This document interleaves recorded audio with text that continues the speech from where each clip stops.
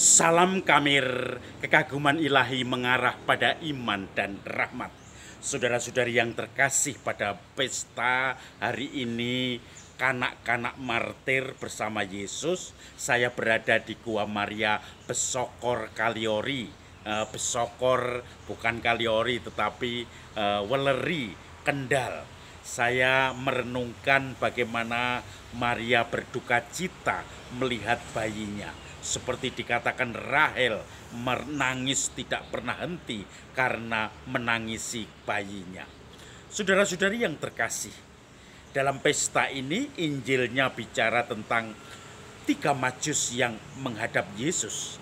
Kemudian mereka dipesan oleh Herodes supaya memberitahu kalau sudah menemukan bayi Yesus di Bethlehem.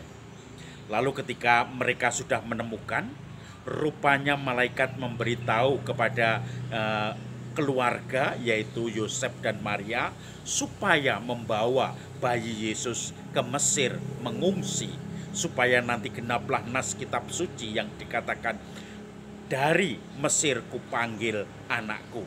Dan kemudian 3 raja Majus, 3 sarjana tadi yang juga menerima penampakan, yaitu berupa mimpi. Dikatakan bahwa jangan lewat Herodes, pergi ke tempat lain supaya kamu tidak menunjukkan, karena Herodes hanya mau membunuh bayi Yesus yang ingin menyaingi sebagai raja. Saudara-saudari yang terkasih, rupanya Roh Kudus, malaikat, bisa memakai segala sesuatu. Tuhan itu memakai segala sesuatu cara untuk mengarahkan bagaimana orang tidak sadar kalau itu diarahkan. Bahkan caranya lewat mimpi. Tuhan menunjukkan kehendaknya itu dengan mimpi, dengan 1001 cara yang kita dengar hari ini, kita dalami hari ini. 3 Majus juga melewati mimpi, Yusuf, Maria melewati mimpi, dan kemudian rupanya salah satu cara untuk mengungkapkan kehendak Tuhan adalah lewat mimpi.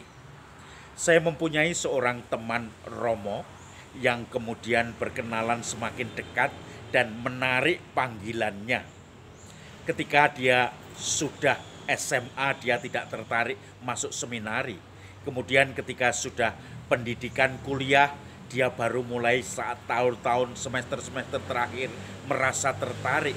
Lalu dia kemudian mulai menekuni panggilan itu, bimbingan rohani. Akhirnya dia mendapatkan juga pacar di situ. Nah, kemudian suatu saat karena pacarnya itu memutus dia, sehingga dia merasa sakit hati, merasa putus asa, seakan-akan gadis yang dicintainya itu kemudian meninggalkan dia. Lalu kemudian dia mulai masuk ke permenungan tentang panggilan, dan suatu saat dia bertemu dengan seorang frater, dan kemudian dia ternyata masuk, tertarik, dan kemudian dia rutin sebulan sekali bimbingan rohani. Kemudian dia pelan-pelan menyuburkan panggilannya, dan akhirnya dia menemukan, ini panggilan saya. Dan puji Tuhan, ternyata dengan cara itu Roh Kudus menuntunnya untuk masuk ke dalam bersatu dengan panggilan Tuhan. Dan dia pun akhirnya menekuni panggilan yang tidak mudah. Dari yang sudah kuliah dan sudah mau kerja, tiba-tiba dia harus mendalami pendidikan sebagai frater, seminaris dulu, frater, dan akhirnya ditapiskan menjadi imam. Saudara-saudari, segala cara dipakai oleh Tuhan untuk mengungkapkan kehendaknya, walaupun dengan cara putus cinta, sehingga dia akhirnya merasakan Tuhan yang selalu memanggilnya. Maka mari kita lihat dalam hidup kita, bagaimana Tuhan memanggil kita, bagaimana Tuhan berkarya mengungkapkan kehendaknya atas kita. Semoga kita menemukannya, mengikutinya, dan mohon rahmat untuk setia di dalam panggilannya. Salam Kamir, kekaguman ilahi mengarah pada iman dan rahmat.